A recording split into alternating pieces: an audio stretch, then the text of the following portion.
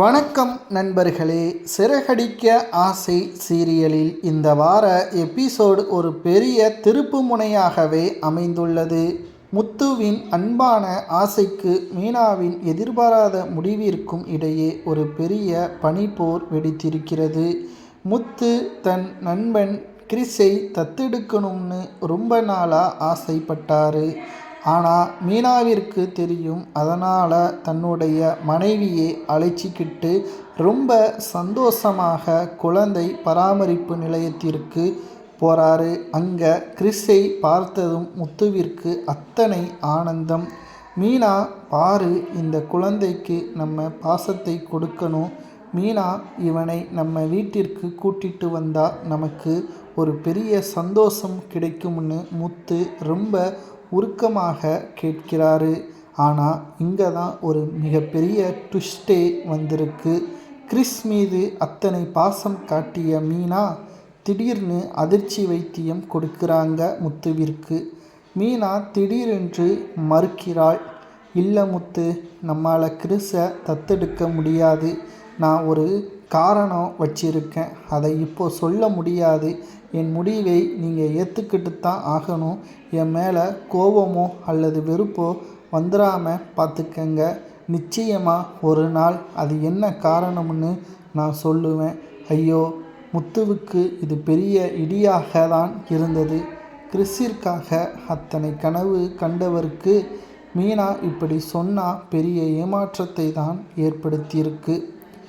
முத்துவின் மன உளைச்சல் மற்றும் குடிப்பழக்கம்.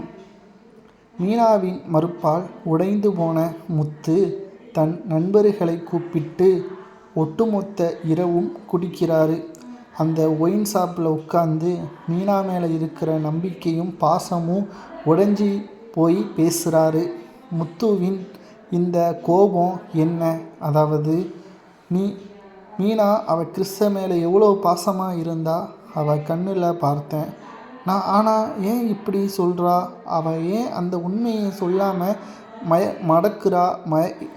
மறைக்கிறா? என்னால் இதை ஏற்றுக்கவே முடியலை. என் மனசில் பெரிய பாரமாகவே இருக்குது அப்படின்னு முத்து தன் நண்பர்களிடம் சொல்கிறாரு.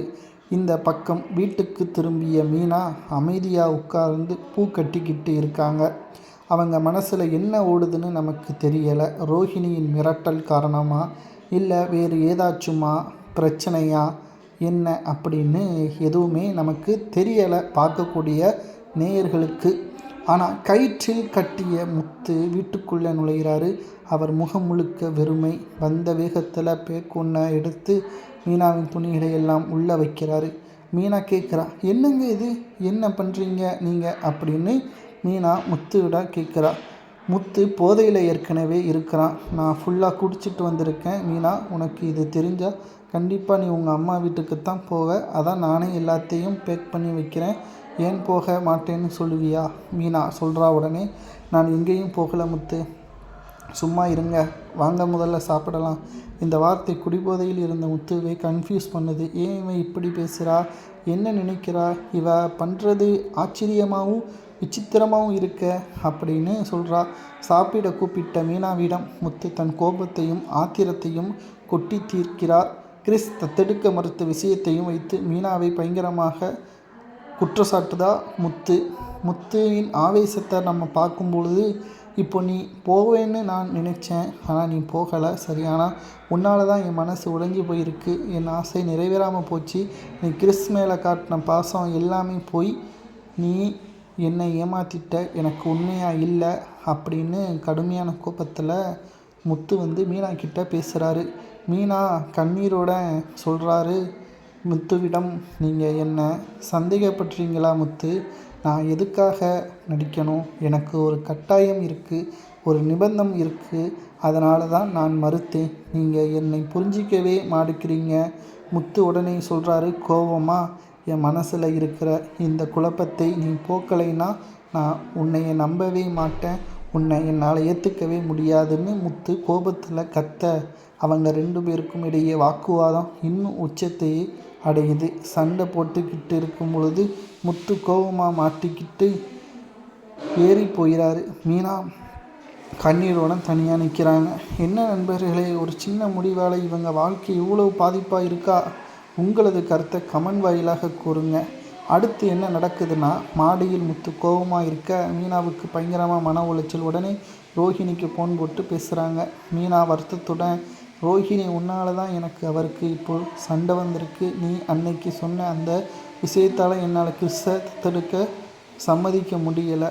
ரோஹிணி அப்பவும் கொஞ்சம் நடிப்போட, ஐயோ என்னாச்சு மீனா, ஏன் இப்படி பேசுகிற, என்ன நடந்ததுன்னு கேட்கிறா ரோஹிணி. முத்து கிறிஸை தத்தெடுக்கணும்னு ஆசைப்படுறான், ஆனால் நான் அதை வேணாம்னு சொல்லிட்டேன். ரோஹிணி அதிர்ச்சி அடைகிறா. ஏன்னா கிறிஸ் அவங்களுக்கு பெரிய தலைவலியா இல்லையா?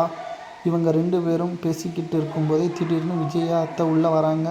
விஜயா சொல்கிறாங்க, என்ன மீனா, என்ன சத்தம், யாரு கூட ஃபோனில் பேசிக்கிட்டு இருக்க? ரோஹிணி உடனே, ஒரு பொய் ஆண்டி, நான் தான் நேற்று ஃபுல்லாக மழை பெஞ்சிச்சு, அதனால தான் அக்கா வீட்டில் கரண்ட் கட் ஆயிடுச்சுன்னு சொன்னாங்க, அதான் சும்மா விசாரித்தேன். ரோஹிணி இப்படி சொன்னதையும் பார்த்து மீனா வாயடைந்து போகிறாங்க. அவங்க மௌனமாக இருக்காங்க. விஜயா கிளம்பி போனதும் மீனா